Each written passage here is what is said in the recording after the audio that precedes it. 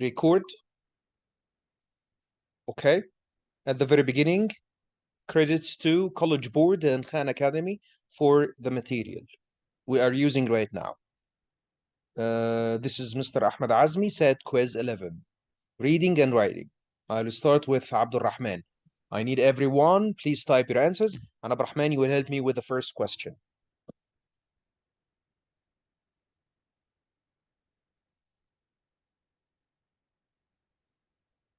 We have A. Abdul Rahman? Yes, I chose D. D. We have A and we have D. Okay. I need you to read the stem at the very beginning. Which finding, if true, would most directly support the team's conclusion. So we need to get the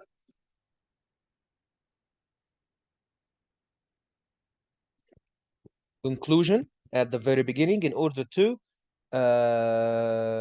know, and we are going to support it, right? Okay, I need you to start reading.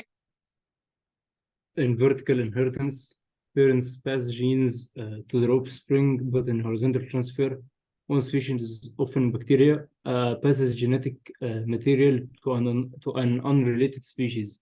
Okay, so the we are dealing with vertical, right? Yes. Vertical inheritance. Parents pass genes to their offspring, which is logic. And here we have a conjunction. But the horizontal, what passes the genes to the unrelated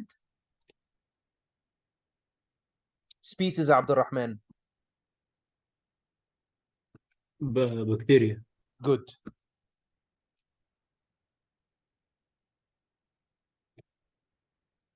Okay, not like the vertical one. The vertical one, parents to offspring, but that's a conjunction showing contrast relationship. So there is a difference between the vertical and the horizontal. The HT, the horizontal, it's different from the vertical, since one species, often bacteria, passes genetic material to an unrelated species. Okay, go ahead. Now the study will start. In a 2022 study, herbologist whatever, and his team investigated horizontal transfer. So عبد الرحمن معلش كده. The text here is mainly concerned with vertical or horizontal? Horizontal. Good.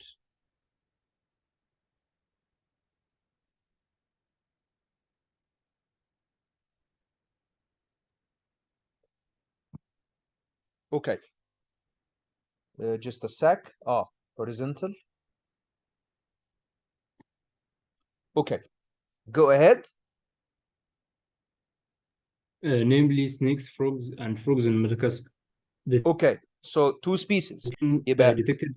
It's HT with snakes and frogs. Okay. The team detected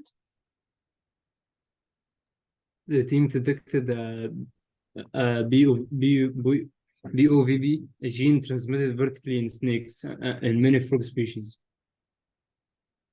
Okay, it's transmitted vertically in snakes, which is logic. To transmit vertically between snakes. In many frog species. So this is vertical or horizontal? Horizontal. Because it's a different species. It's supposed that the BOV in what? In snakes. In snakes. But they found it in frogs. Frogs. This is horizontal. Okay, continue. The apparent The apparent direction of gene transfer seems counterintuitive because frogs usually don't survive encounters with snakes and so wouldn't be able to transmit the newly acquired gene to offspring. But the team concluded that BOVB is indeed transmitted from snakes to frogs, either directly or indirectly via horizontal transfer. Okay, that's the conclusion بقى يا جماعة. In the BOV transmitted to snakes here, it's difficult to transmit. But how? The BOV transmitted from snakes to frogs either directly or indirectly via horizontal. Okay, so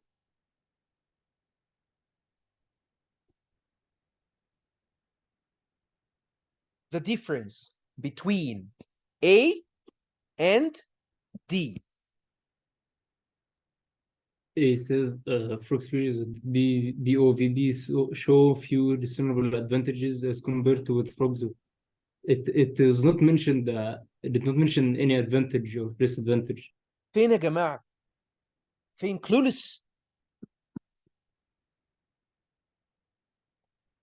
هذا الكونكلوجن اهو يا جماعة، الكونكلوجن اهو. That's the conclusion. الكونكلوجن in the BOV it's the way of transmission. No mentioning to advantages or disadvantages. The conclusion is mainly concerned with the way of transmission from snakes to frogs, directly or indirectly. So elimination can help me.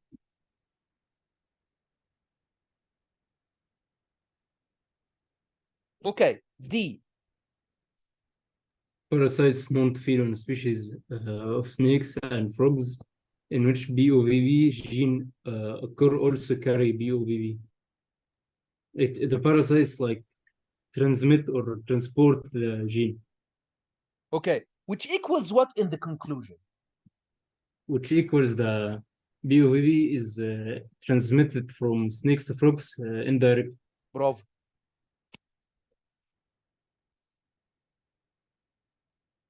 ما هو indirectly ازاي يا جماعة؟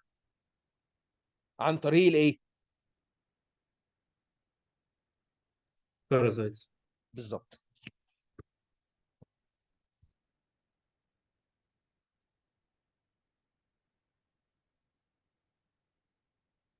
indirect transmission اهو. It's how يا جماعة. It's how the transmission, how directly or indirectly. طب هنا بيقول لي B BOV can be transmitted across frog species through HT. Is it right? No. What's missing here? It didn't say how it was transmitted from snakes to frogs. بالظبط. فين هنا؟ From snakes to frogs. Is it mentioned here? لا. يبقى أصلا mentioning يبقى choice B didn't mention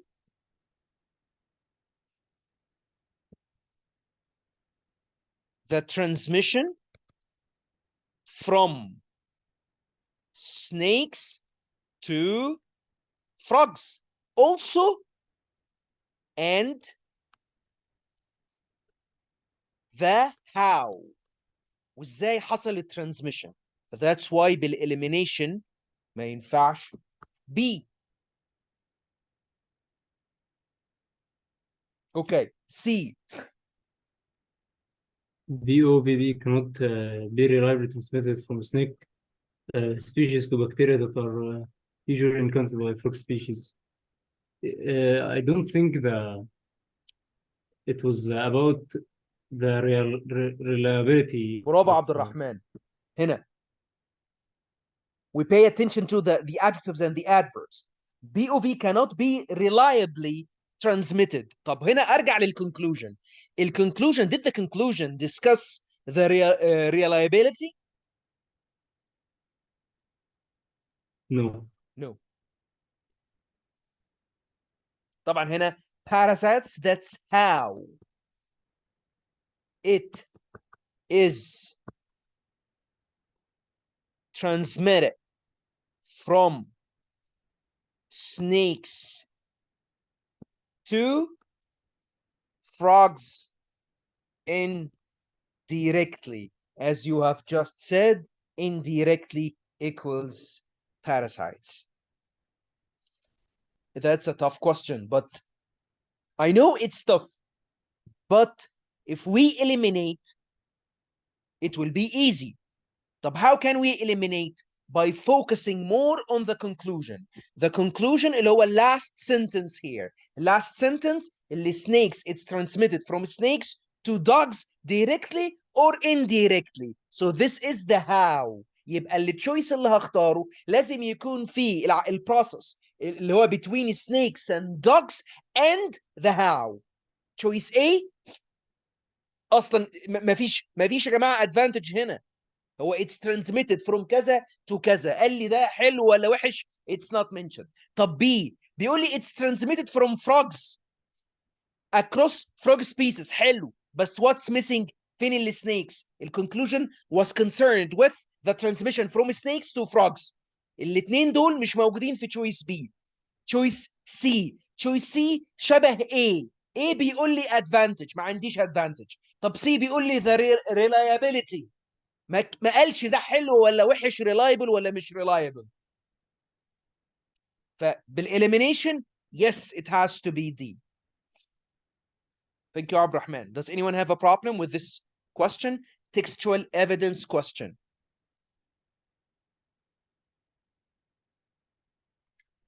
Maryam got the point? ولا you need more clarification? Yes, I got it. Thank you. Okay. Yalla, Maryam. Maryam, you haven't answered, right? But I can answer. I'll try to answer. It will be hard to answer. How can you answer? You need to read and answer, and can't be.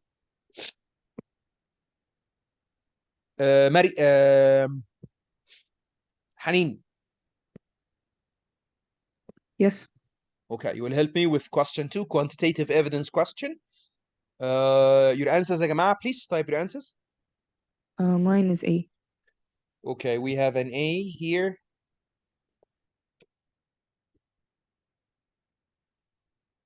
And we have D. هو the model answer is what? Remind me. It is D. It is D. Malak D. Okay. Okay, read the title first. Correlations between congestion rating and features, rating. Rating and features of the crowd and raters immediate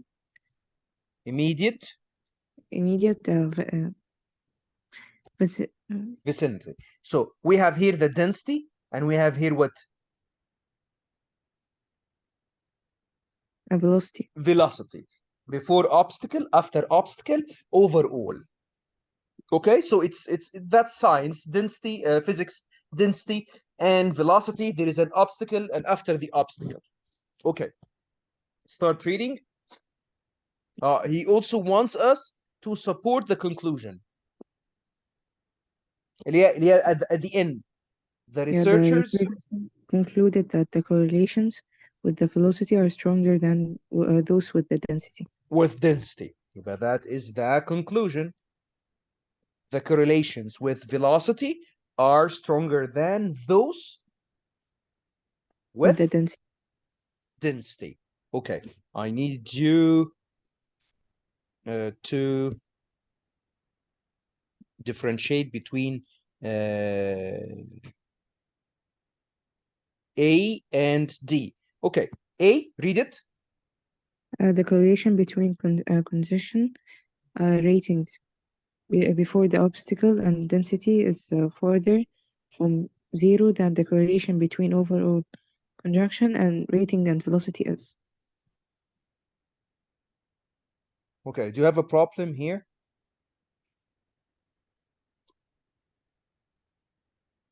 Congestion ratings before the obstacle and density is this is before, right? Yes. Okay. This is density وبefore further from The overall zero. far further from zero هي كام أصلا؟ it is 0.85 8592. هي دي صح تمام؟ Yes. اللي هي 0.8. طيب then the correlation between overall congestion rating and velocity is اللي هي كام مع ال velocity ال overall؟ negative 0.859. اوكي اتس خلاص يبقى الاولى دي كانت 8592 وهنا اتس 0.8587. هو عاوز مين اكبر من مين؟ ال velocity أكبر من ال density. طب هنا بيقول لي ايه؟ إن هي further يعني ده المفروض إن هي زي ولا أبعد العكس؟ العكس. ده هنا دي density و this is velocity. يبقى هنا the density is bigger than the velocity في الexample which is not in the conclusion. هو في الconclusion بيقول ان ال velocity صح stronger than the density. طيب D for each of the three ratings correlations with velocity are further from zero which is stronger than the correlations with a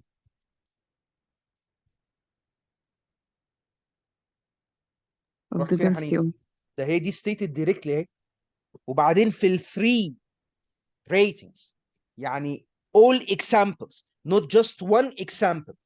طب يعني هي let's إن say هي that I want to بتأثر say عليها. that مثلا محمد صلاح is the best player. This is my conclusion.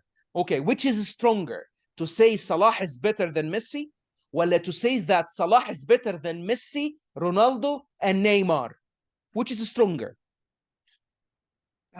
The second one. The second one.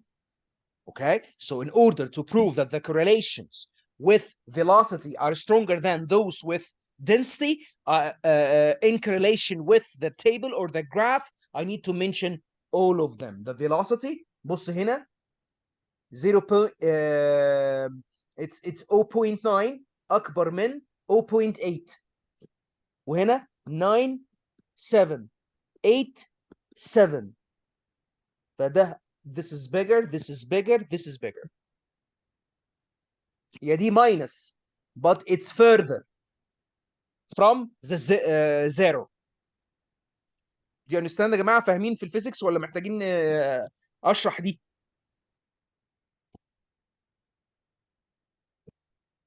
حنين did you get that؟ Yes. هو ضحك عليا في إيه؟ That's the opposite. هو it shows A عشان النيجاتيف فكرتها هتأثر عليها. أنت افتكرت إن هو نيجاتيف فهو لا هي الفكرة في إيه؟ إن هنا بيقول لي إيه؟ اللي هو greater distance from zero greater distance from zero indicating greater strength.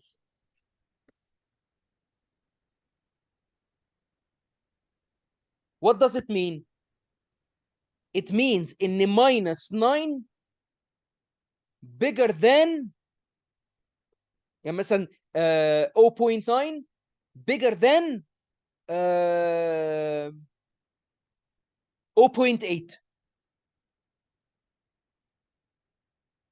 لأن هنا it's further from the zero than 8 which means إن هنا minus negative 0.9 is greater than 0.8.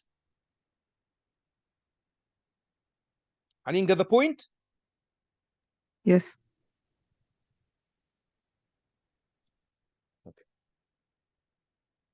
طيب هنا بقى بص بيقول لي correlation between هنا بيتكلم على ال velocity and the velocity. الله فين ال density? It's not mentioned. This is incorrect. طيب C. For each of the three ratings, the correlation with velocity is negative, while the correlation with the density is positive. هو this is right or not? This is not because it isn't showing that the velocity is stronger than the density. لا أنا This بتكلم إن هنا ال velocity negative صح which is is correct, but there's no comparing. أيوة this is correct while the correlation with the density is positive which is correct but the idea of مين أكبر من مين نسيت؟ Velocity greater than density. Velocity versus or stronger than density is not mentioned. So elimination يا جماعة is very important. For each of the three ratings, correlation with velocity are further اللي هي which means stronger from further from the zero means stronger than the corresponding the correlations with density are. Choice D is the right one. Malak. Yes. Okay, did you get that? Malak, Yes. which is stronger, -8 or 7? -8. -8, why? Because it's further from 0. Okay, you will help me with the next question. يلا يا جماعة, type your answers. Central idea.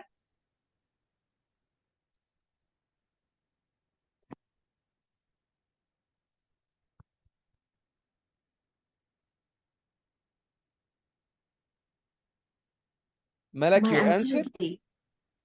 B or D? D. D, the right answer.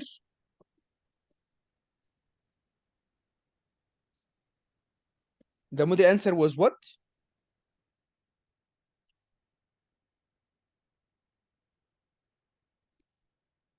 The model answer is A. We have A, C, and D. Okay, the main idea. Okay, let's read and try to map the text. In a study of new technology adoption, David Maritic et al. Examined negative disconfirmation, which occurs when experiences fall short on one's expectations, to Okay, that's determine okay. whether Between it two could lead brackets. to So positive that's outcomes for users. The team focused on established users of smart home technology, which presents inherent utilization challenges, but tends to attract users with high expectations, often leading to feelings of dissonance. The researchers found that many users employed cognitive mechanisms to mitigate those findings, ultimately bursting those their feelings. initial sense of disappointment. Okay, so they felt what?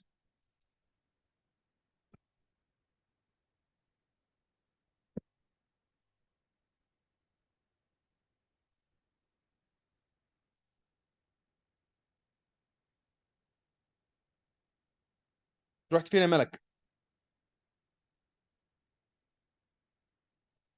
ملك؟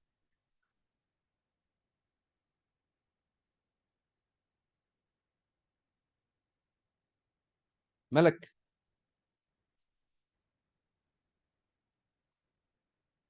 هو ايه اللي حصل؟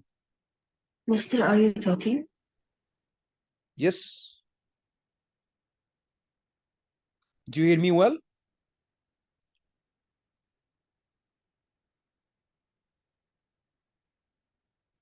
يا ملك.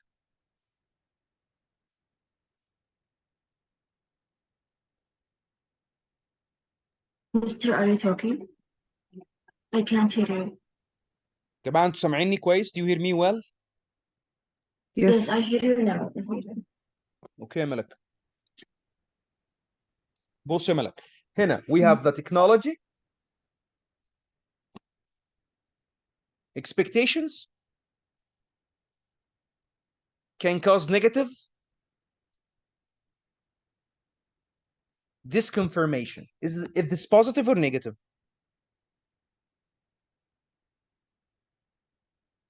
Negative. Yes. Okay.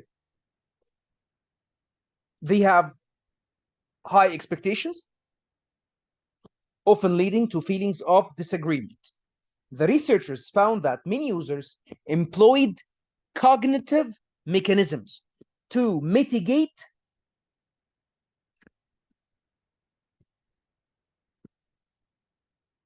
those bad feelings, reversing their initial sense of disappointment. When you reverse your sense of disappointment, means you are what now? Positive. بالظبط. Happy. Happy. ما هو mitigate bad feelings to overcome the bad feelings. طب انا ما فهمتش mitigate. اهو بيقول لي reverse disappointment. ما هو reversing disappointment means I am happy now. Yes. Okay? طيب يلا. انت you answered it C or D? D. D. Okay. Read it and you figure out the problem here. Although negative disconfirmation has often been studied, little is known about the cognitive mechanisms shaping users' reactions to it in the context of new technology adoption. It's wrong because it says that there is little about the cognitive mechanisms when it's written above. Okay, do we have a clue that little is known about that? Was this the main idea of the text? The main idea of the text was concerned about how they mitigated and solved the problem, or how they solved the problem of disappointment. وفي technology و feelings. هل ده mentioned هنا? Little is known. Was this the main idea? No. It's not mentioned if it's much or little. طيب C. Although most smart home technology is aimed at meeting our exceeding users' high expectations, those expectations in general remain poorly understood. No, they're not. And it's also extreme and clueless. فين poorly understood؟ هو ده هي كانت concerned about that. طب نماتش بقى يا جماعه. لو انا ركزت على الكونكلوجن هنا. Research suggests that users with a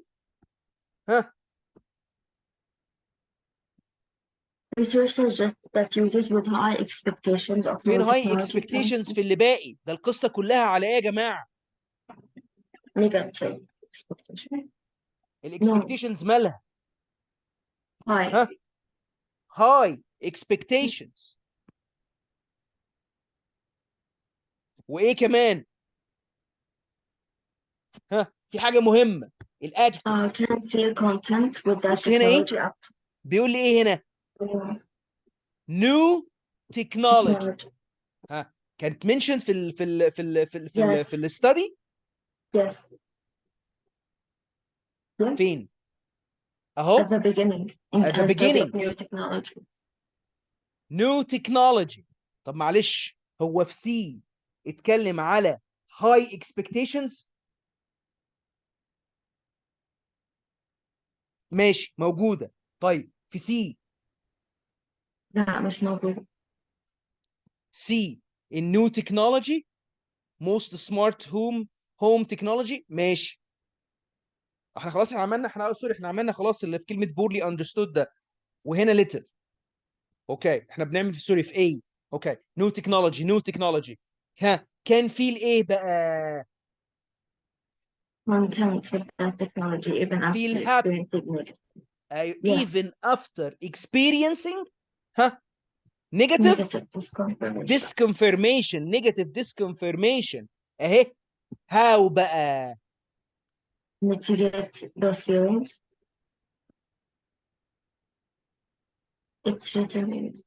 It's written by ايه في to الكونكلوجن؟ use cognitive abilities to mitigate those feelings. بالظبط. by mitigating those feelings. قال لي كمان بقى كده ايه اللي هي reversing disappointment to be happy. Yes. Is it clear? Yes, thank you. You're welcome يا ملك. ها does anyone have a problem؟ عبد الرحمن. Yes. Okay. يلا عبد الرحمن, you will help me with question. This is question 4, right? Or 3?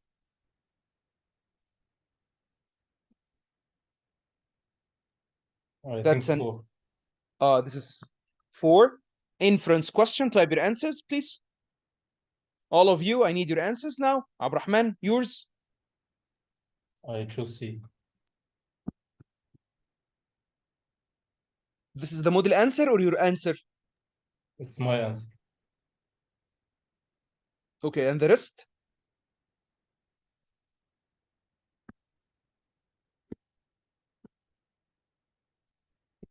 B and C.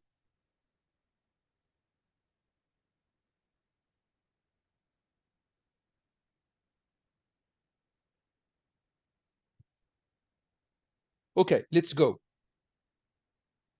Yalla Abrahman. That's a little bit hard. During the verbal restoration in France,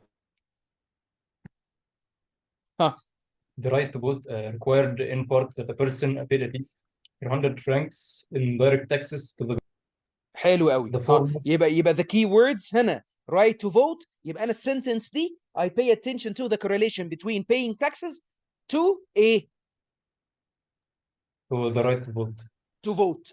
ماشي. The four most common taxes. He's going to were list the taxes. were levied on real estate, both Real land and estate. buildings, the doors and windows in taxpayer homes, the rental values of homes, and the businesses of artisans and merchants. Okay, I just need to ask you a question, but it's a writing one. هنا, do you have a list here? I think it's the example list within a list. يعني it's a simple list or a complex list? Complex. That's why عندنا semicolon what? And. Okay, that's a complex list. Okay. For investments were either exempt from taxation or taxed lightly. Although relatively few people paid the tax on real estate. Few. يا جماعة pay attention to the conjunctions. Although it shows a contrast. بيقول لي هنا although والadjectives. Few people paid the tax on A.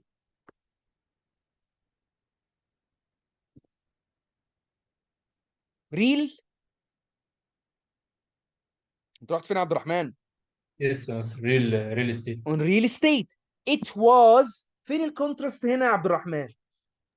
The contrast is it was the main means of voter qualification. مين بقى المين means؟ لو انا هعمل مابنج هنا يبقى عشان to vote the most important tax كان ايه يا عبد الرحمن؟ real estate. ايه الكلو يا عبد الرحمن؟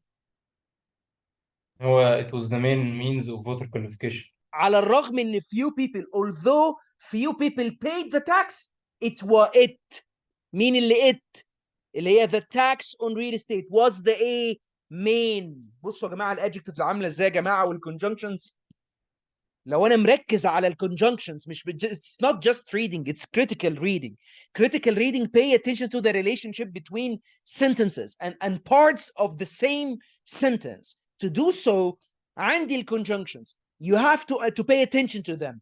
عندي الادجectives اهو although few على الريل استيت ده هي the main one اهي.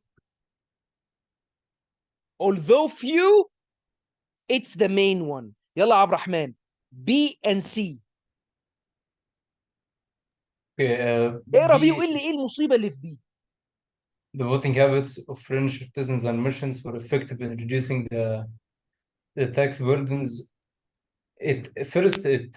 The artisans and merchants, it is not the main thing for taxes, and second, the passage was not talking about reducing tax burdens.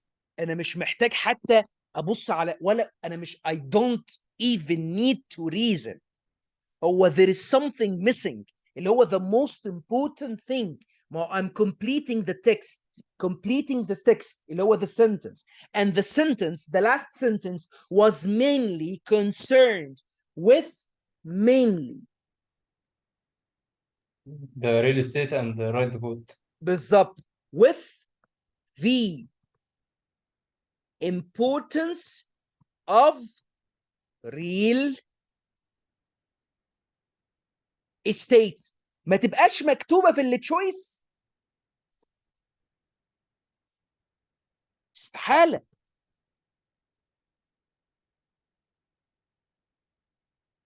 But that's why I have to eliminate B. يلا بقى ها انت قلت ايه يا عبد الرحمن؟ سي صح؟ Yes. Those people Those people who had the right to vote most likely had substantial holdings of French real estate. سبحان الله. D shows the importance of real estate taxes. يا جماعة ما تروحوش على التشويسز يا جماعة وتوه فيها. احنا بنويست تايم في التشويسز من غير ما اكون قاري كويس او مركز كويس في المين ايديا. الله يكرمكم ركزوا على الكونجنكشنز، ركزوا على الادجكتيفز والادفيربس، فيهم المين فوكس. then match the main focus to the choices. It will be very easy to eliminate and get the right choice even without understanding the pieces of information.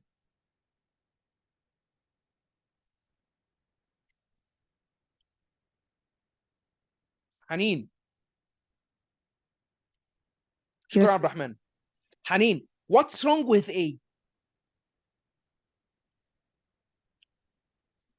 They didn't talk about the number of doors and windows.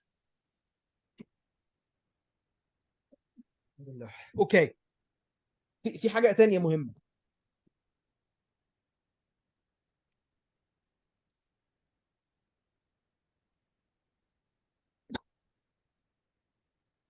The increasing that happened there. حنين ايه اللي ميسنج يا حنين؟ لسه كنت بقولها حنين. المين ايديا اوف ذا تكست اصلا، المين ايديا اوف ذا لاست سنتنس. المين ايديا ان هما they want to focus on the voters. You were not concentrating with me على حنين. حنين I was explaining the last sentence which clarifies the relationship or the importance of real estate taxes by determining, by demonstrating, by highlighting that although few people pay the tax on real estate, it's still the main means of voter qualification. Choice A did not, I know that what you have said is correct. The number of doors and مش عارف ايه was not mentioned. but انا كنت expecting ان انا لسه كنت بقول ان the main focus was on real estate وانت مش ما قلتهاش. حنين, please concentrate. Every second matters.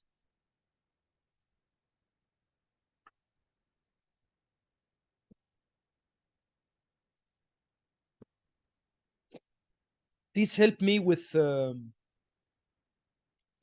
this question. Vocabulary in context question. Hanin, you will help. I'm not really sure of it, but I did it B.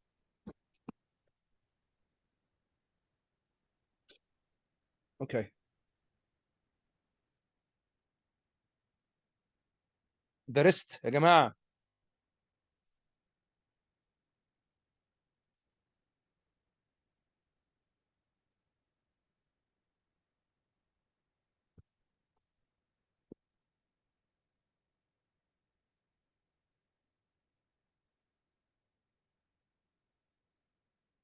Okay.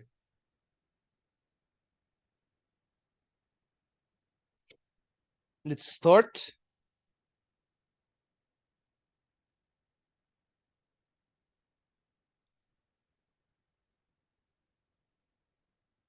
Yeah, precursor.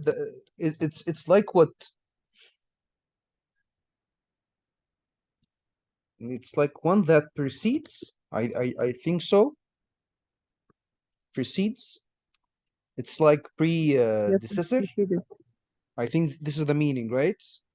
yes, Okay. Commonalities. It's from common, which is like similarity. Animosities. It's like disagreement. Am I right?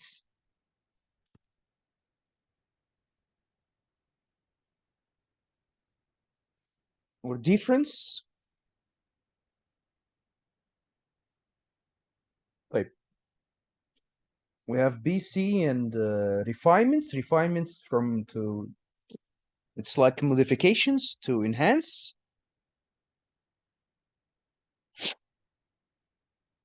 هل انت معايا؟ yes.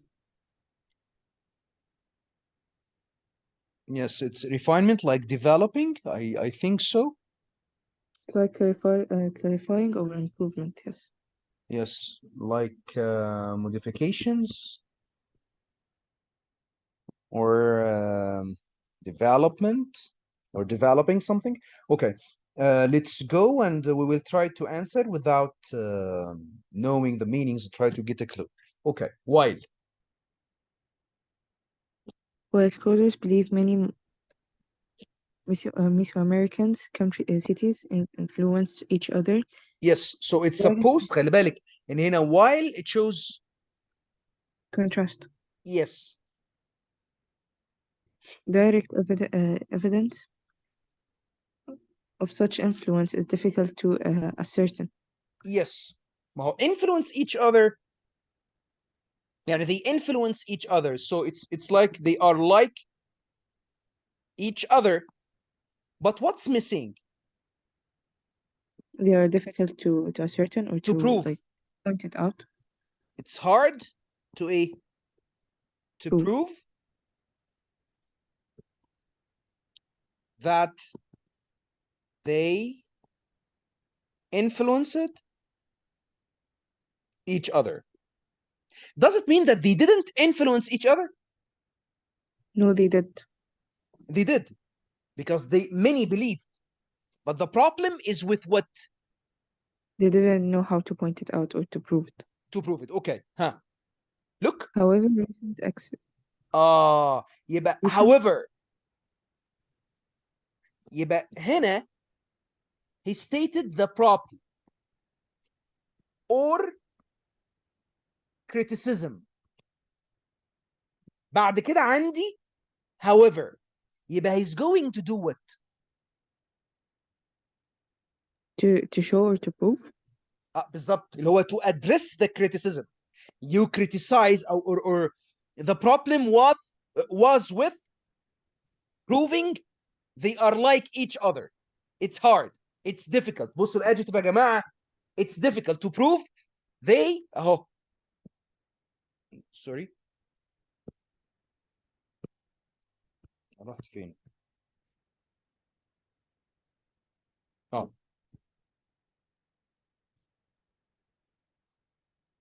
It's difficult to prove that they influence each other. بعد كده قال لي ايه؟ however هو يعني ايه it's difficult to prove that they influenced each other؟ يعني maybe they are not alike. That's the criticism. بعد كده however. طب انا من غير ما اقرا اللي بعد however هيبقى opposite لده، يبقى اللي بعد however هم ايه؟ surely that they prove it. بالظبط، يبقى هم they are ايه؟ They are alike. they are alike ولا unlike؟ Alike. بالظبط they are alike. they are ها similar. Similar. يبقى اختار ايه؟ C. برافو. الموضوع يعني ما عادش فوكب، هي برضو بركز على شفتوا يا جماعه however conjunction difficult adjective while conjunction. هي this is the game. انا ممكن ابقى مش عارف precursor ولا refinements، لكن commonalities from common يعني similar ابدا بقى اتحرك.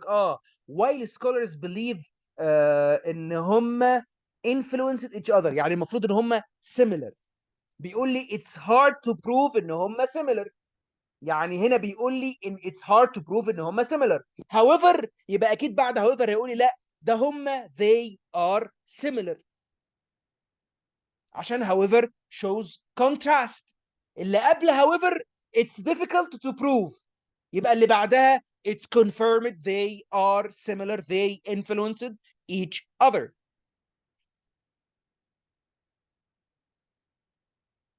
Is it clear? Yes.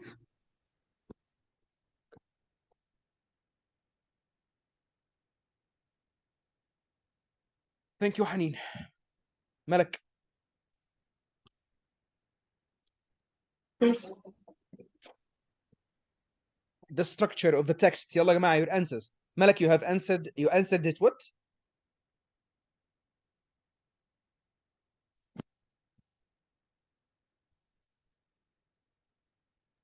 I answered it G.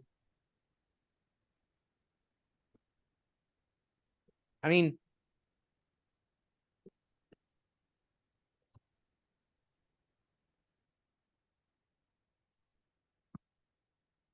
Okay. BCD overall structure of the text.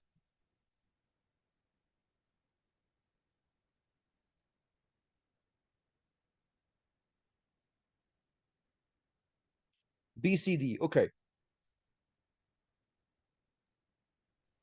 According to Indian economist and sociologist ما علينا.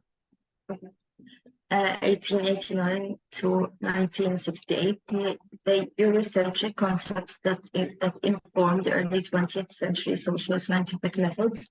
For example, the idea that all social relations are reducible to struggles between individuals had little relevance for India. حلو قوي. Just a second. يبقى does this person agree with this idea? No. No. يبقى he disagrees with the idea that مش عارف all social relations are مش عارف كذا to struggles between blah blah blah blah. had little adjectives يا جماعة adjectives little relevance.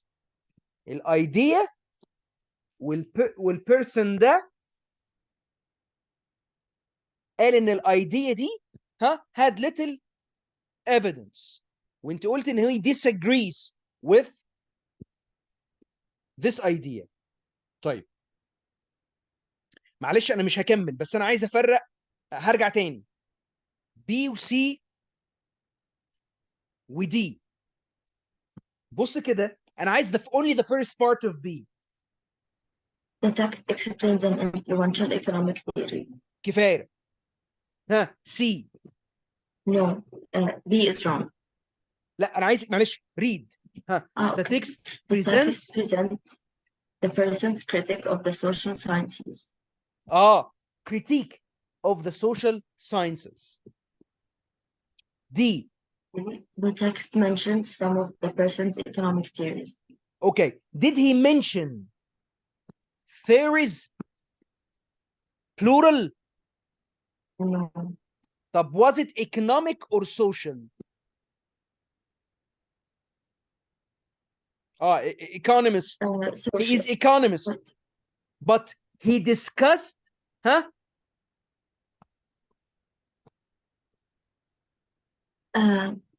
he discussed only one. he is an economist, Yes. but discussed a social, I think, theory. Okay. No. هنا بقى what does mean So critique of a So we social did theory? discuss theories ولا لا؟ نعم. So did he discuss theories? He discussed the theory. One. It's a theory. One. Okay. اللي هو the idea.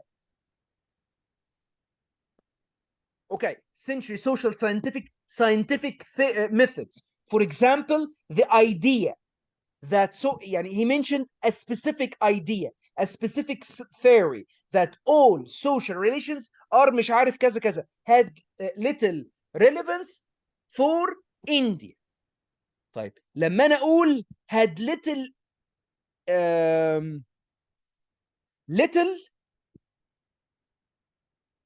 the idea of social مش عارف ايه had little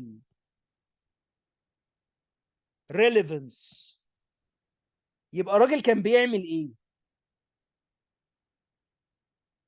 بص هنا بيتكلم على ايه؟ the text did، وهنا بيقول لي ايه؟ التكست بدأت بانفلونشال ايكونوميك ثيوري. هنا بيقول لي مين؟ Had little. بتاعت مين؟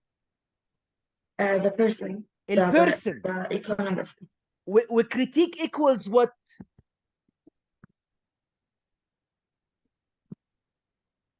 Theory. لا كريتيك. Way. Idea. لا what does mean critique يا جماعة؟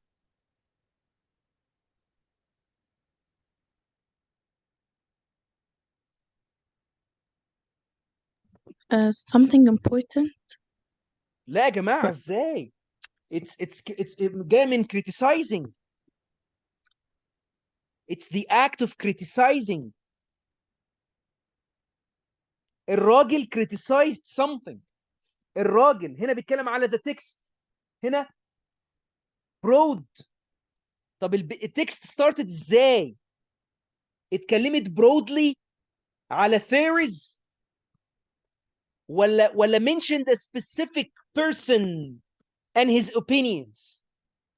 Mention the specific person and his opinions. اهي يا جماعة. يبقى criticizing equals what؟ يا مين كان بيجاوب معايا؟ حنين ولا أنا ملك؟ يبقى criticizing equals what؟ ها؟ He mentioned his opinions. Critic. فين بقى في التكست؟ How did he criticize the idea؟ He said it was a little برافو. influential to India. اهي يا جماعة. had little. يعني بصوا يا جماعة، وانا بحل ده، لما اجي احل ده انا مش محتاج اعرف هو بيتكلم على ايه. يعني انا بعملها كده، ده الشخص ده مش عارف، انا مش فاهم الكلام ده، بتكلم على سوشيال لان انا باخد بالي من الادجكتيفز، باخد بالي من الادجكتيفز. ده في سوشيال، يبقى الراجل ده مع السوشيال ثيريز بيقول ان في ايديا والسوشيال اتكررت، يعني مش ايكونومي، اتس نوت ايكونوميك، اتس سوشيال. فانا ركزت معاه عشان هي ادجكتيفز. فاللي علق معايا ان في شخص مش عارف انطق اسمه، ولكن هو اتكلم على السوشيال وكرر سوشيال، ومش عارف انا ايه individuals had little relevance for India، يعني الراجل اجينست حاجه. برجع كده the text explains كذا، طب فين الراجل؟ طب هنا الراجل اهو، ايه ده؟ كريتيك، الله، اللي هو criticizing، دي اللي بتساوي had little relevance، هي دي. هنا هو عنده economic theories باخد بالي من السنجلر والبلورال. some of his theories، لا هو ما عندوش theories، ده هو بيتكلم على theories.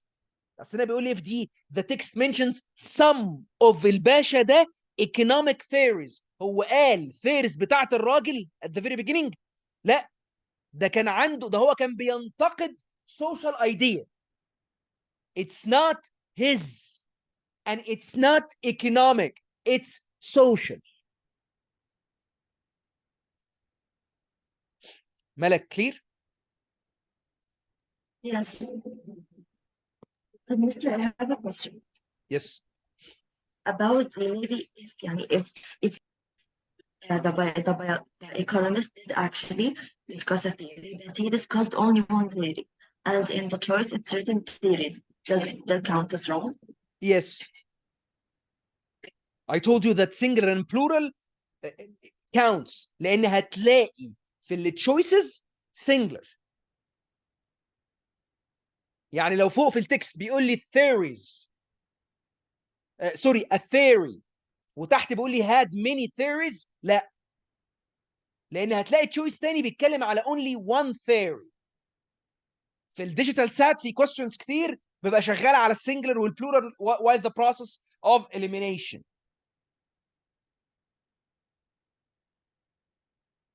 Okay, thank you. You're welcome.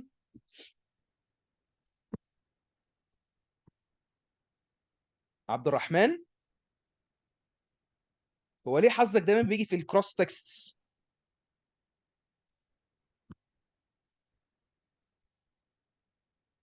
عبد الرحمن يلا يا جماعه your answers.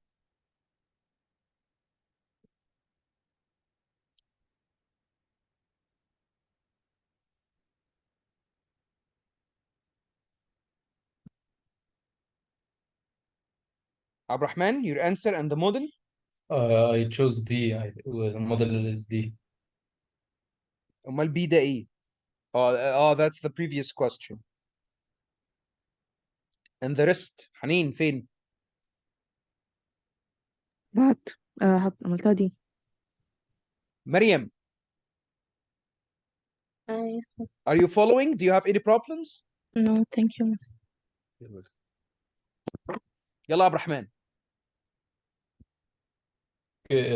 Based on the text, how would Chris Burley text 2 most likely respond to the discussion text 1? يعني هنا مش specific part in text 1، لا ده كله. معلش التشويس اللي انتوا اخترتوه but pointing out. By pointing out that given the revised timeline for the end of Sahara's humid period, the Neolithic people's mode of subsistence likely didn't cause the region's desertification. didn't cause the desertification. okay. طيب text 1 قالت Africa's Sahara region, once a lush ecosystem, began to dry out 8,000 years ago. ما dry out which is ايه اهي.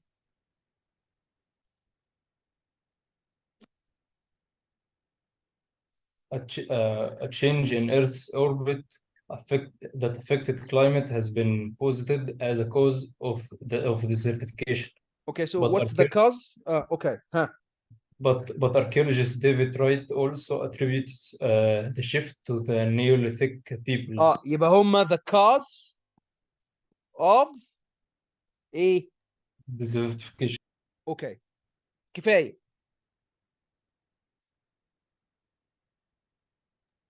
Okay. Text 2 research by Chris لا انا Burley. اوكي now text 2 right you are reading text 2 Yes. ها Research by Chris Burley Chris Burley challenges the idea that Neolithic peoples contributed to the Sahara هو انا desertification. محتاج اكمل؟ No. خلاص هنا قالوا ان the cause is ايه؟ Neolithic. ده it's text 1 text 2 قالت ان ايه؟ challenged the cause the idea قالت ان ها Neolithic هم الكاز Not the cause. بالظبط so I don't need to waste my time خلاص هنا it's stated directly عشان كده اهي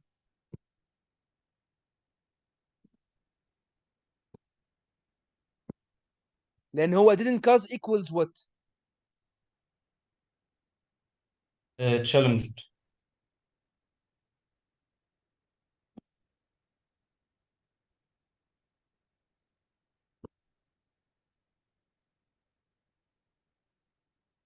هو قال لي contributed فوق ها contributed equals what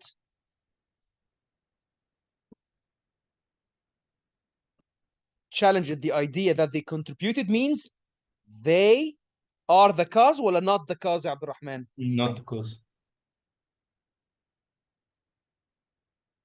thank you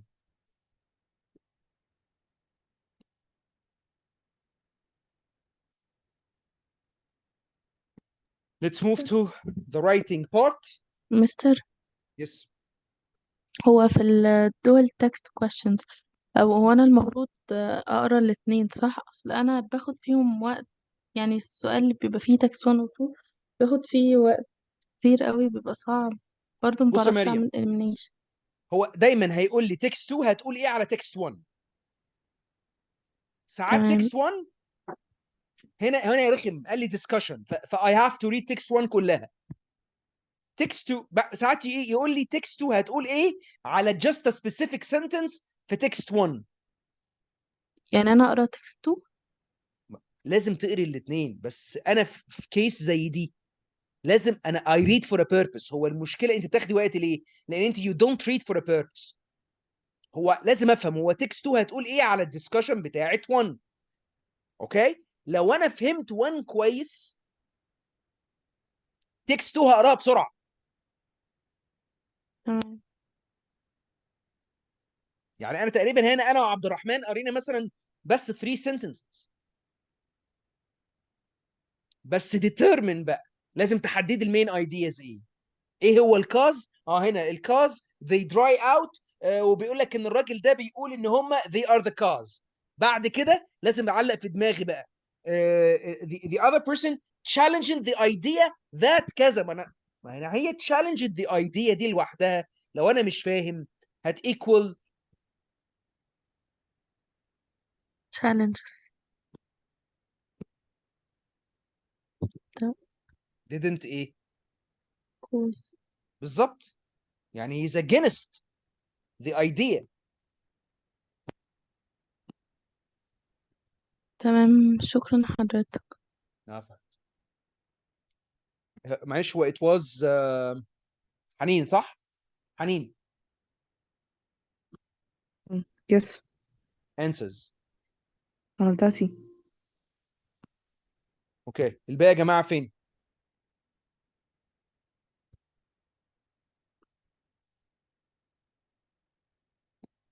اوكي يلا هو contrast اوكي عندي في تو كوبي كاتس هنا اعمل لهم elimination مين .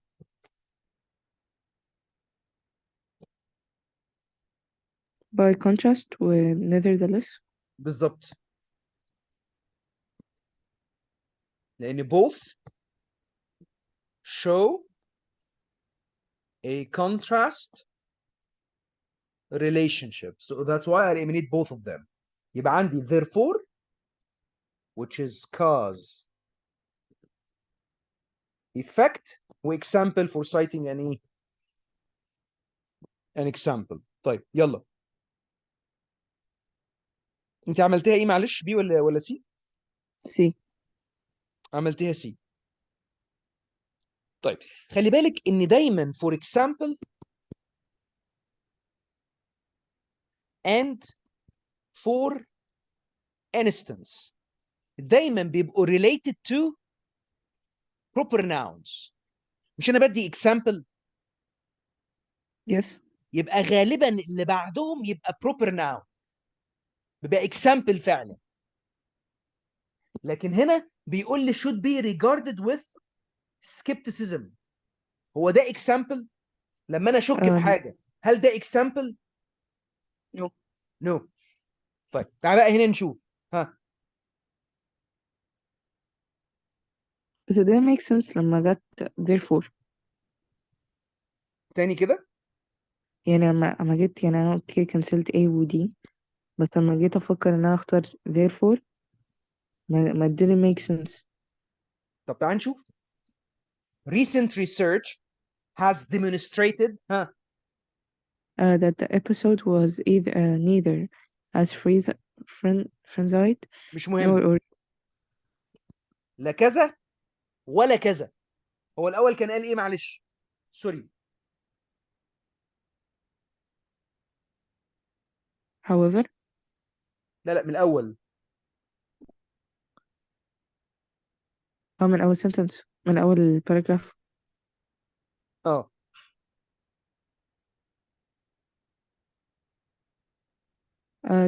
tulip mania, the rapid rise and the sudden fall of the price of tulip and bulbs in 17th century, and Amstrand is often cited as an example of periods of rampant market speculation. فاهم However, حاجه؟ لا ولا انا، بس ده كلام تمام. بعد كده قال لي ايه؟ however, يبقى هنا في ايه؟ contrast. تمام، يعني هو في كلام. بعد كده however recent research has demonstrated that the episode was لا كذا ولا كذا. يعني معناها الكلام ده صح ولا غلط؟ غلط. حلو قوي. وهنا في كلمة ايه؟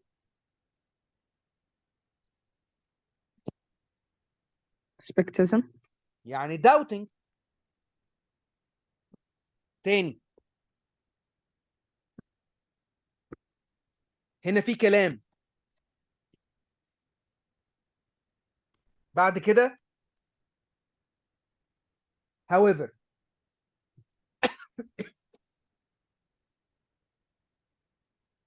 بعد كده في ايه؟ كلام. يبقى الكلام ده صح ولا غلط؟ صح. ده كلام. however ما هو ده أيوة contrast، تمام. يبقى الكلام ده ايه؟ غلط. غلط. طيب هنا في سبيس،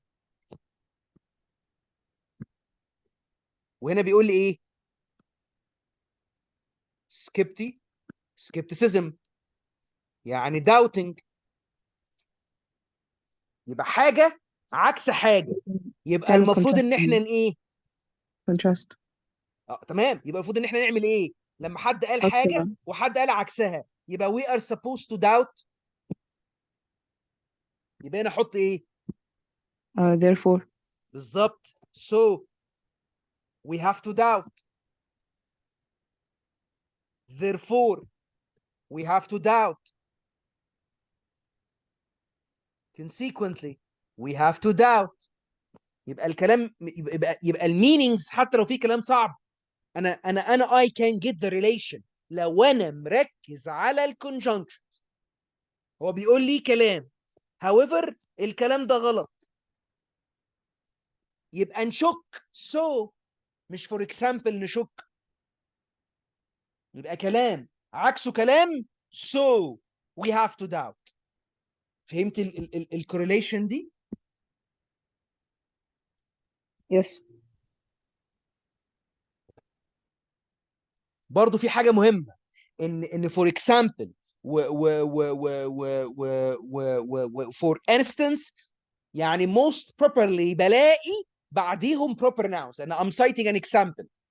لو بتكلم عن novels هلاقي بعدها for example هلاقي اسم النوفل. لو بتكلم على الثيوريز مثلا وهستعمل for instance هي الصح اكيد هتبقى في name بتاع الثيوري بعدها.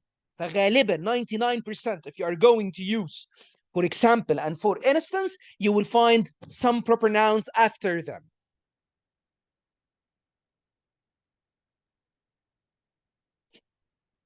clear يا حنين؟ Yes. Does anyone have a problem جماعة؟ ملك.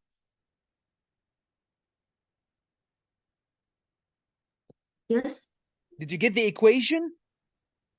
Yes. This equation? Okay, can you explain it to me? كلام عكس كلام then it will be so therefore or consequently. المفروض نعمل ايه لما يبقى حاجه عكسها حاجه في debate so we are We will supposed to doubt. ايه to doubt. Yes. Okay. يلا يا جماعه next question rhetorical synthesis. Your answers ملك you will help me.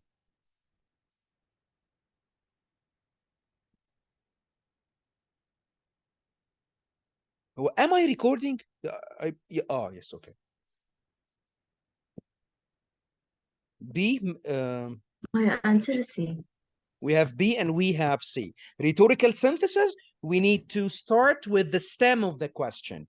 Then we can differentiate between the answers. He wants to set, Want to summarize the highway hypothesis. Yes, summarize choice? A hypothesis. Okay, that's it. The difference between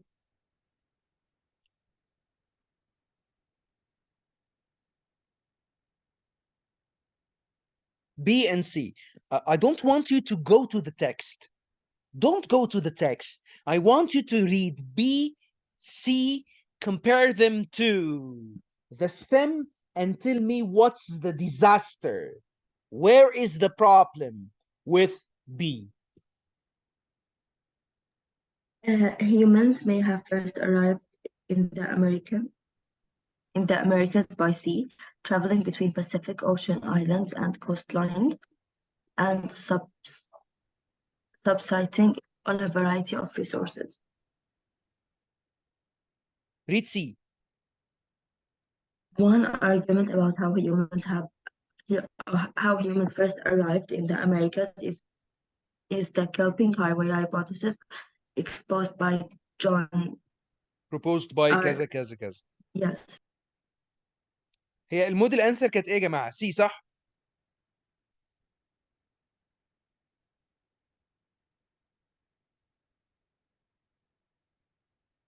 الموديل answer B. هو انت قلتي بي ولا سي؟ الموديل قلت answer. معلش مش سامع. أنا قلت سي. اوكي.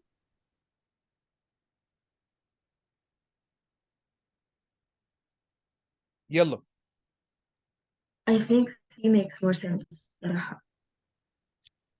معلش قلت ايه تاني كده؟ I think it makes more sense. بي ولا سي؟ C. سي. طب اقريها كده معلش. One argument about how humans first arrived in the Americas is the Kelp Highway hypothesis proposed by someone and his colleagues. حلو قوي. يعني one argument is the hypothesis. تمام؟ طيب هنا بيقول لي ايه؟ Humans may have first arrived in the Americas by sea, traveling between Pacific Ocean islands and كذا كذا كذا كذا كذا. هنا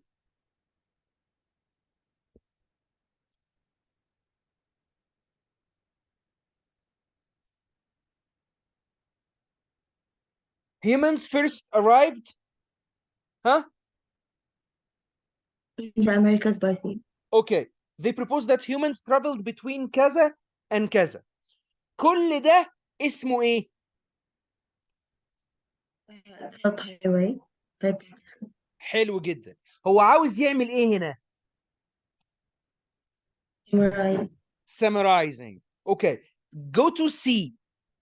بيقول لي one argument كانت الهايبوثيسيس. هل في هنا summary او explanation للثيوري؟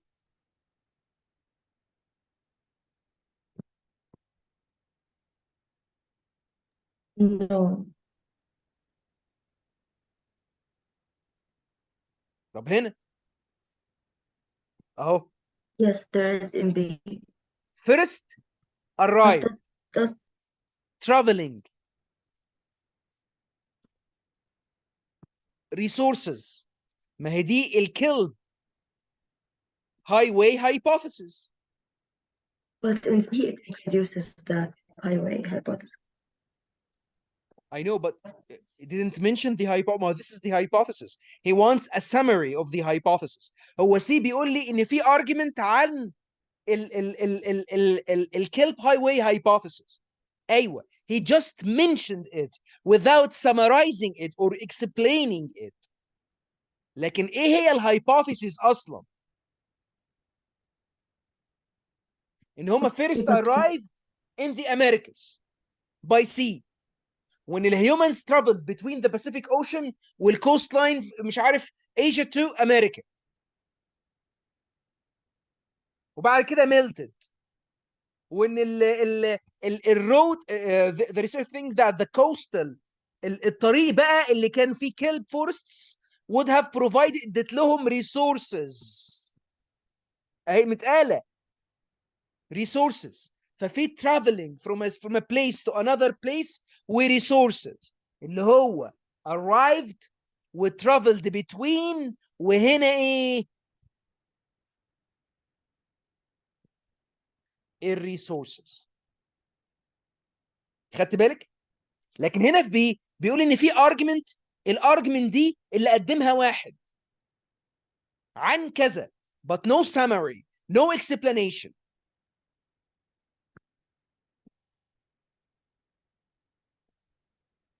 The theory في C, the theory is just mentioned without a summary or an explanation.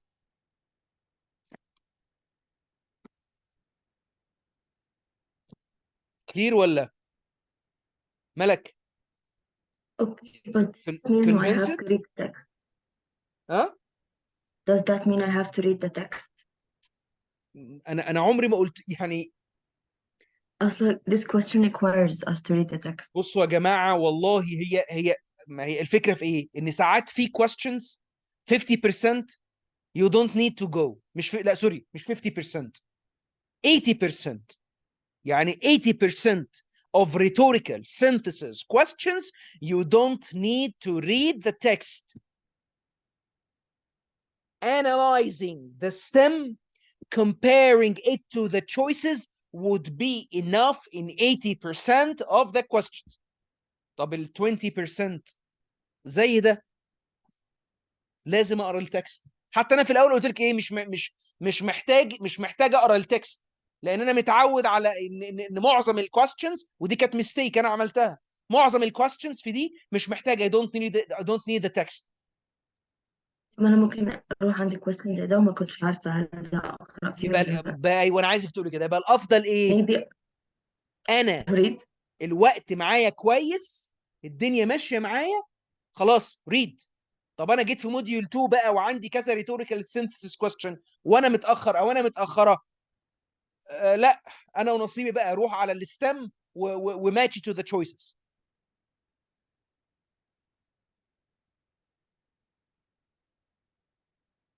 اوكي. okay thank you. يور ويلكم. عبد الرحمن. مريم. يس. خليك معايا يا عبد الرحمن. مريم.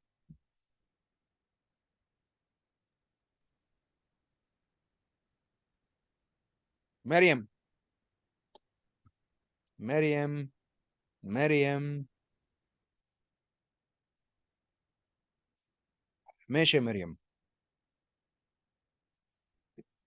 عبد الرحمن. يور انسرز يا جماعه يلا. مستر حضرتك سامعني كده؟ ايوه كده سامعك يا مريم. أنا آسفة، كنت بحاول أتكلم بس حضرتك مكنتش سامعني. اوكي.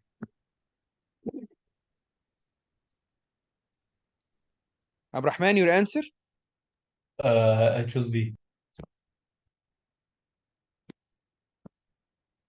طبعا الكويستشن هنا واضح ان هو what type Modifier. modifier phrase comma space modifier جنب الفريز هقول what or whom. يبقى what is frictionless عبد الرحمن. Super lubricity. Okay. Not the process of reaching مش frictionless ولا when ولا أصلا the surfaces, right? It's the Yes. super. Okay.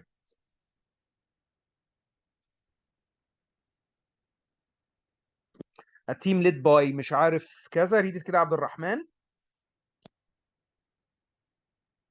A team led by material scientists ما succeeded علينا in succeeded in reducing the coefficient of friction between two between two surfaces to the lowest surfaces possible level. Super lubricity. A to the nearly frictionless lowest state. اهو the lowest possible level which is a Super lubricity. بالظبط هي اللي frictionless لان هي بتقلل ال coefficient of reducing the coefficient of friction. اوكي يبقى دي super lubricity. ماشي يا عبد الرحمن.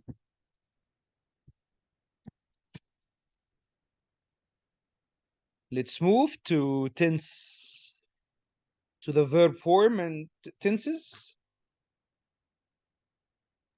مستر، ايوه.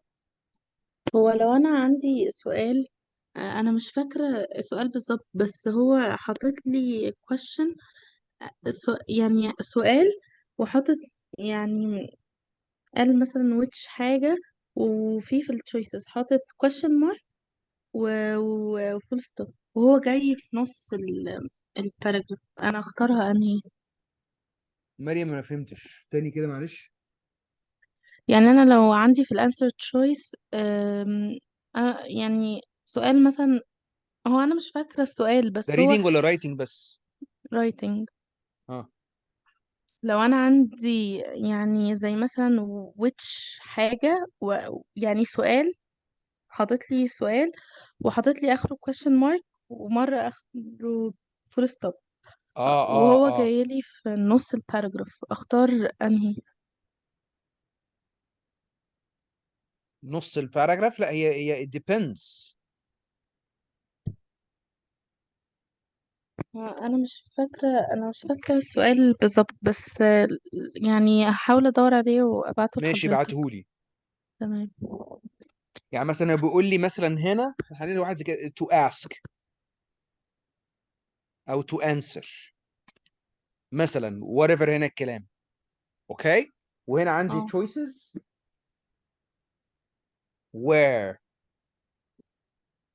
it comes ايوه كده ايوه. ولا where it comes ولا where does it come. هنا في كلام وهنا مش عارف بيقول لي that's to answer او to ask. هتختار أي واحد فيهم؟ اختار اللي هي فيها فول ستوب. هنا بيقول لي to ask، يبقى this was supposed to be a question. اه وحتى لو هو جاي كده في الميدل اوف ذا باراجراف ايوه يعني. عادي. طب لو تمام. مفيش كلو ان ده question، يعني هنا اهو عشان to تمام. just a sec. هنا to ask to answer, so I'm concerned I'm forced to choose a question. فاختار where does it it come. طب لو ما عنديش clue ان هي to ask or answer، اختار A ولا B؟ مين اللي ما ينفعش تبقى statement عادية؟ ايه ايه او دي. لا لو انا ما عنديش to ask او to answer هنا، اه يبقى اختار where it comes. اي واحدة اللي هي البي اللي في النص. اللي في النص بالظبط. اصلا دي already غلط. If you are using a question mark, so the verb should be after the question word. ف already ده غلط. وانا لو عندي مثلا the man asked بعدين and no one replied وكوما كوما and no one ما replied هو he وقال asked it. He asked it، يبقى يبقى you need a question. تمام. طيب بص، حلو السؤال. معلش ثواني. مستر هو انا بص بتاع بص الكلام الديفرنس كله. هنا. طيب he asked comma. لا هي لا the man asked بعدين ها طب هنا ايه؟ space كوما ثواني بس. هنا he asked يبقى question. يبقى question. Where did she go? question mark. عشان ايه ask it. طب بص بقى هنا he asked about. ها بص بقى هنا في choices. no one replied. لا ثواني، هنا في space A. Where did she go? B. Where she went.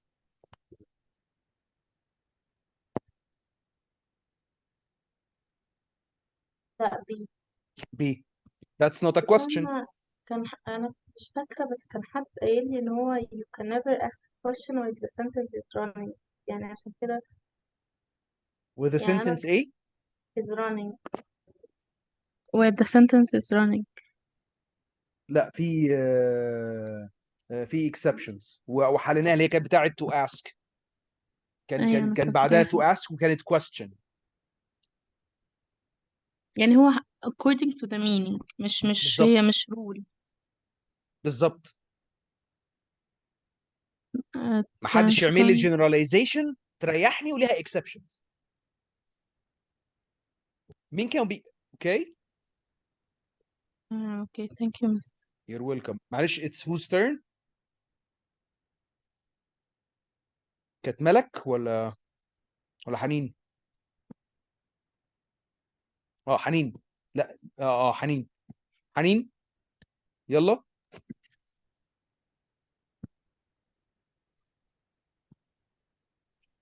My answer is D. Okay.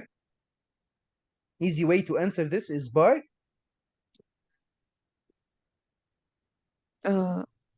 A and B and C are all singular, where D is the only plural.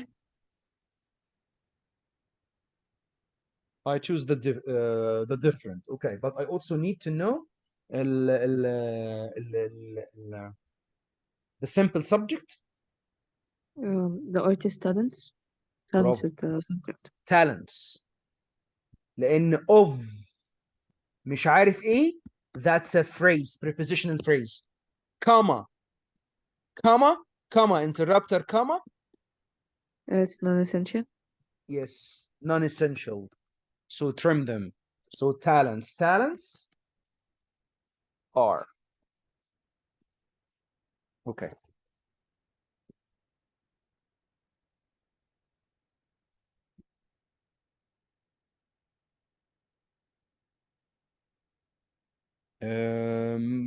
ملك. Yes. Okay. It's your turn. Answers My يا answer جماعة. is B.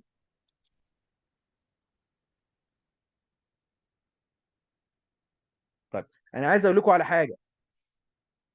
الكويستشنز دي طبعا هي 99% أو 95%. أنا ببص على raining ده مش verb. To rain it's not a verb. Having rained it's not a verb. الوحيد اللي verb هو مين؟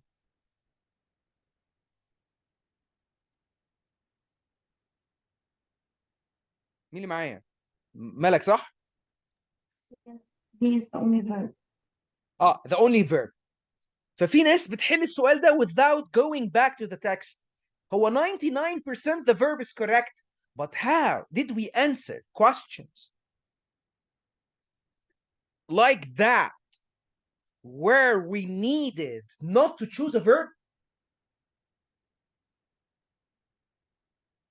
مش كان في question قبل كده كنا اخترناها to rain؟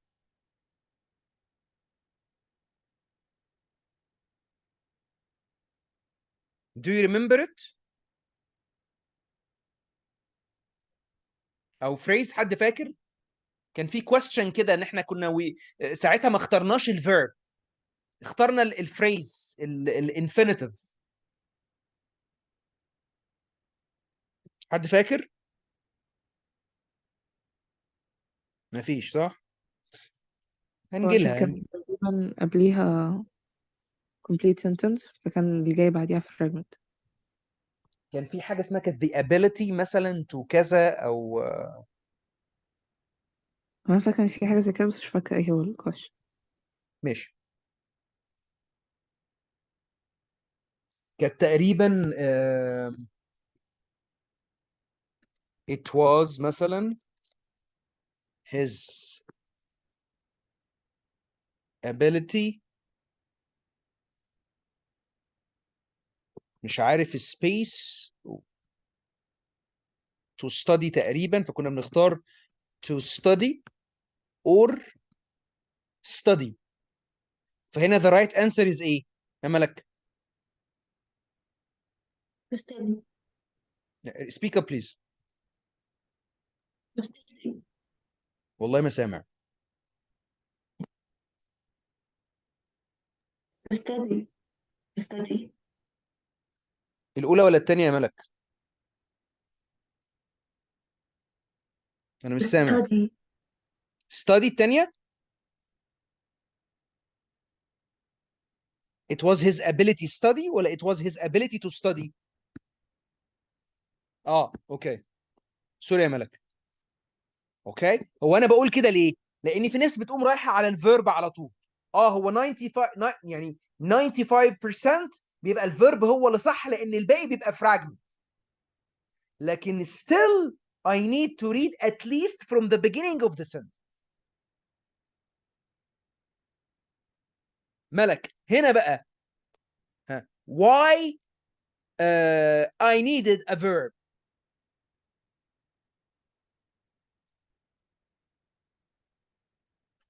ملك Yes. why where is the simple subject اصلا هنا؟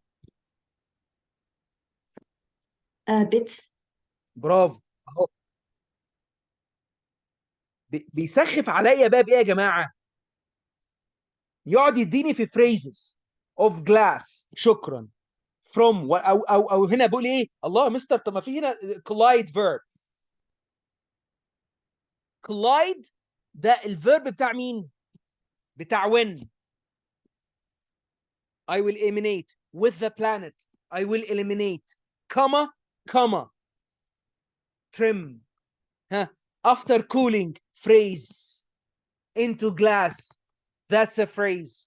الله، يبقى كل دول يبقى it's a fragment. Bits need a verb which is rain. فبرضه يا جماعه الريزنينج و getting the simple subject is important. طيب يا مستر انا برضه هاجي اقول لنا مثلا في موديول 2 الوقت ضيق بالنسبه لي وخلاص انا يعني الدنيا بايظه في الوقت وجالي سؤال فيرب فورم، اختاروا الفيرب. الدنيا ماشيه بالنسبه لي تمام، لا ريزن، هات السمبل سبجكت. لان احنا حليناها قبل كده، انا جبت اكزامبل بس انا مش فاكر جاء اكزامبل كده ان انا اخترت الانفينيتيف ما اخترتش الفيرب نفسه، لان كان في فيرب اصلا في السنتنس. اوكي يا ملك؟ Yes, okay. فكر على حضرتك تاني. اقول ايه تاني بالظبط؟ يعني اللي هو هل احنا كل مرة بندور عن مختلف الفيرب ونختاره، ولا ماشي، انا ولا بقول هو لك ممكن؟ هو المختلف هي الوحيده الفيرب، الباقي هيعملوا لي فراجمنت. بس هختارها هي من غير ما الفيرب هي اللي اقرا، صح. من غير ما اقرا لو انا ما عنديش وقت، مزنوق في الوقت. تمام. لكن الدنيا ماشيه بالنسبه لي، لا هات السبجكت فين ومحتاج فيرب ولا لا. لاني بقول لك في كويستشنز ما اخترناش الفيرب، اخترنا انفينيتيف.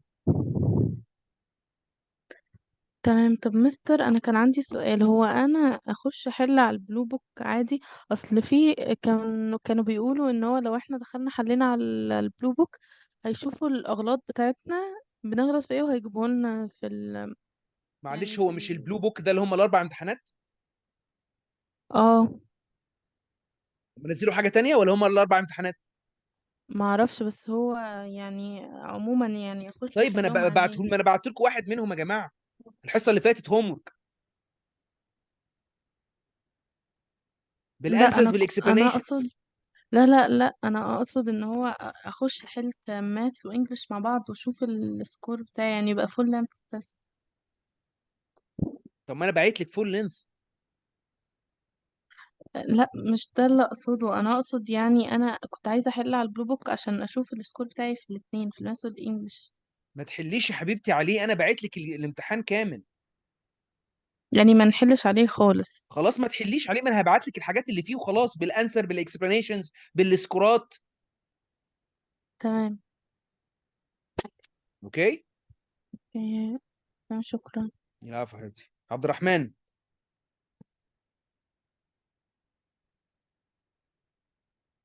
يس. هو النهارده في امتحان فوكاب صح؟ كهوم ورك. اه في امتحان، مش انا بعت لكم كلمات تتذاكر؟ يس. اه طيب يبقى في امتحان. يلا يلا يلا عبد الرحمن، يلا يا جماعه your answers please. I choose ايه. اوكي عبد الرحمن معلش، can we eliminate without reading هنا؟ يس. B. B and C and D. Okay, what's wrong with B? B because the apostrophe and it has no noun after it at the end of. يعني هنا S apostrophe plus full stop، غلط. المفروض S apostrophe plus noun. Okay, it's the same reason we will eliminate B and C. طيب D. D because the apostrophe and preposition. بالظبط، apostrophe S plus a preposition. ايه ده؟ غلط، المفروض ايه؟ plus noun. مش محتاج اقرا اصلا. ثانك يو عبد الرحمن. حنين. Yes. يلا جماعه your answers quickly. I did D. Okay. The rest.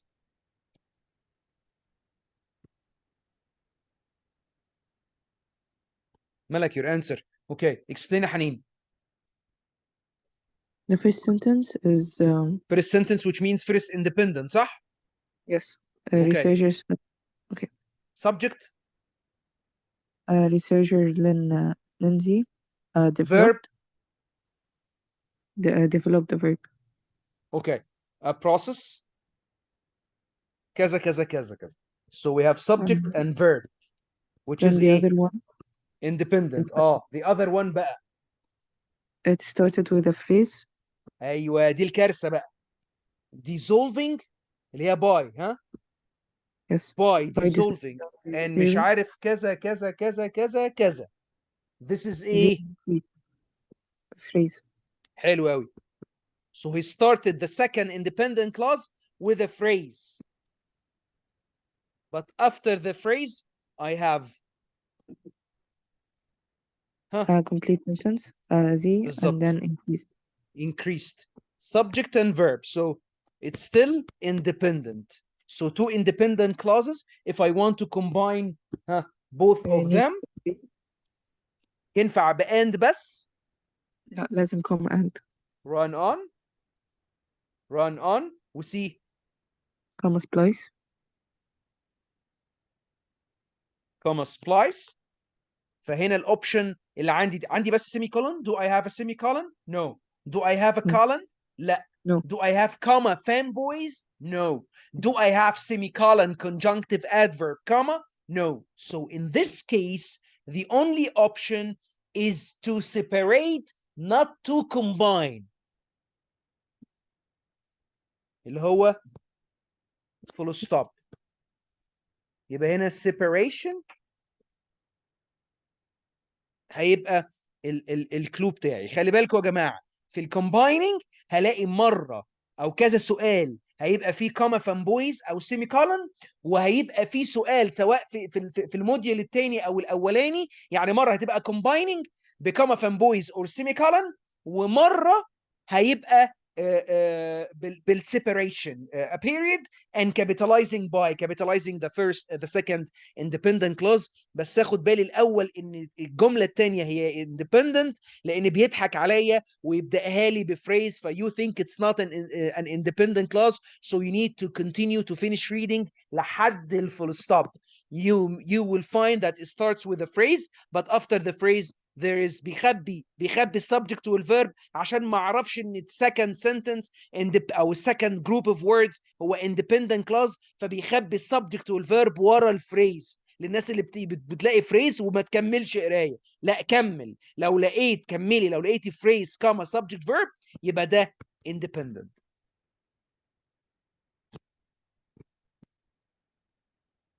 ملك. Yes. يلا answers يا جماعه.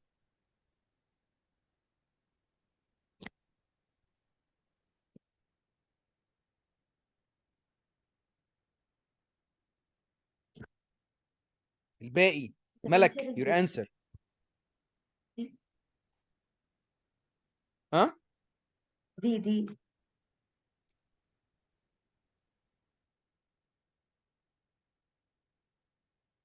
انت قلت دي ولا بي؟ معلش مش سامع، الصوت مش دي. واضح. دي ما هي حتى دي مش واضحه. طيب 3 ولا 4 ولا 2؟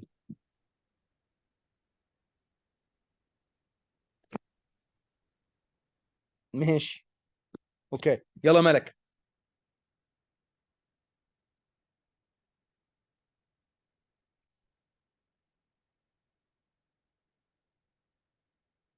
Quantum particles of light, photons, provide an unhackable means of transmitting encryption keys over networks, as attempts to observe particles in quantum states will invariably alter the particles, dismantle any information they transmit. اوكي بص هنا بيقول هنا as that's a subordinate as while blah blah this is a subordinate clause. Where is the subject of as?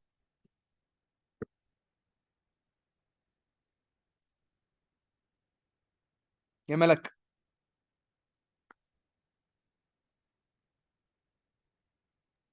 Particles. Particles. ليه يا حبيبتي؟ particles دي subject of the sentence.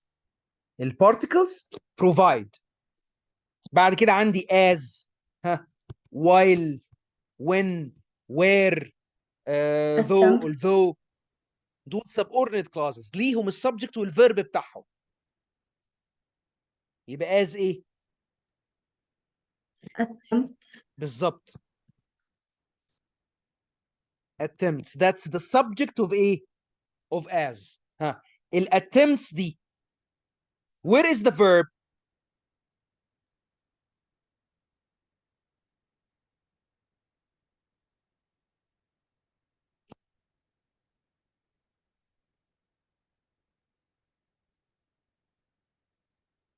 Observe. will. observe. برافو. attempts will alter will change and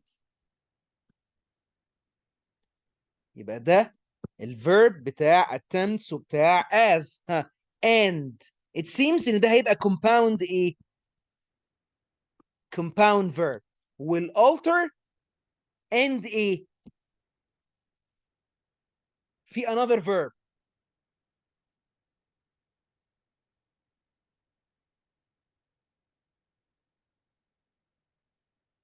Dismantle. برافو. dismantle ده الفيرب التاني. دول التو verbs بتوع attempts بتوع subordinate clause. يبقى دي كلها كيونت يا جماعه. subordinate clause ال attempts will alter and dismantle subject to verb بس هنا two verbs فده عمل لي compound ايه؟ compound verb لان two verbs will alter و dismantle الاثنين بتوع attempts بتوع subordinate clause. عرفت فين ان في compound verb؟ عشان عندي هنا and. مش دي القصه بس احنا will alter the particles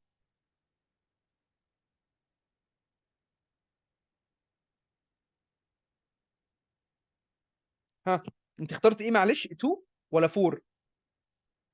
4. تمام. طبعا and وكما دي ايه؟ in the process كان المفروض يبقى فيه هنا كما تانية لان دي هتبقى extra او non essential. ف alter the particles in the process and dismantle. لو انا شلتها مش هتبقى the meaning will not change لان هي السنتنس اصلها ايه؟ ان ال attempts دي to observe will alter the particles and dismantle any information they transmit. فطبعا in the process دي non essential extra. That's why it has to be between two commas. Thank you يا ملك. You're welcome. يلا عبد الرحمن. Yes, Your answer? That's a good one. I choose D. D? Okay. طيب اوكي عبد الرحمن ايه المشكله في A؟ What's wrong with A؟ بيقول لي semicolon openness to experience. Semicolon should be semicolon dependent. between ايه؟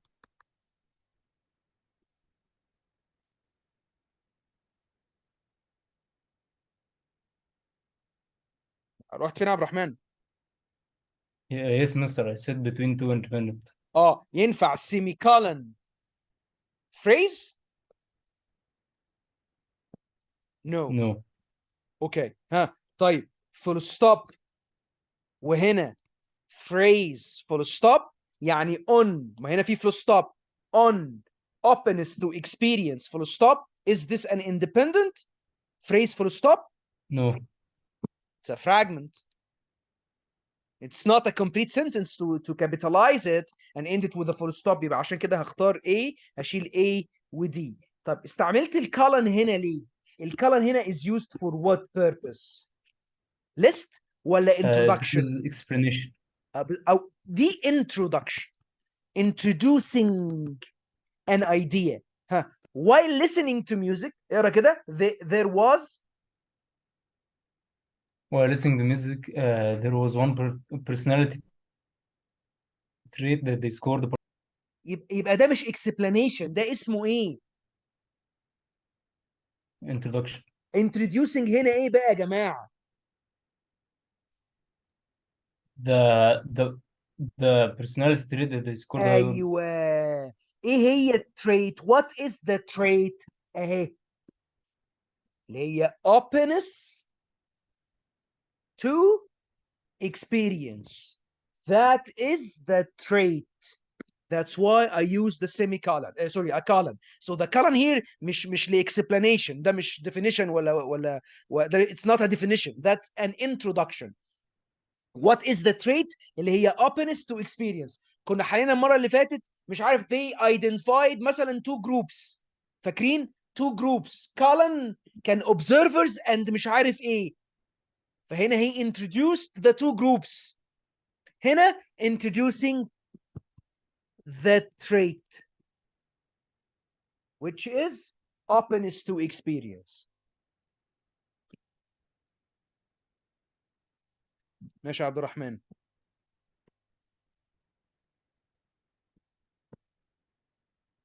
حنين. Yes. Last question. My answer is A. Your answer is A. Huh. Why بقى comma and؟ يبقى دي معناها ان قبلها ايه وبعدها ايه؟ Two independent sentence. Yes. Two independent clauses. ها طيب فين السبجكت والفيرب بتاع الفيرست independent clause؟ The museum. The name of the museum and verb was. was founded. Yes, and then it is in the second sentence. verb to two independent clauses. طبعا run on comma splice run on فهنا independent comma fanboys independent.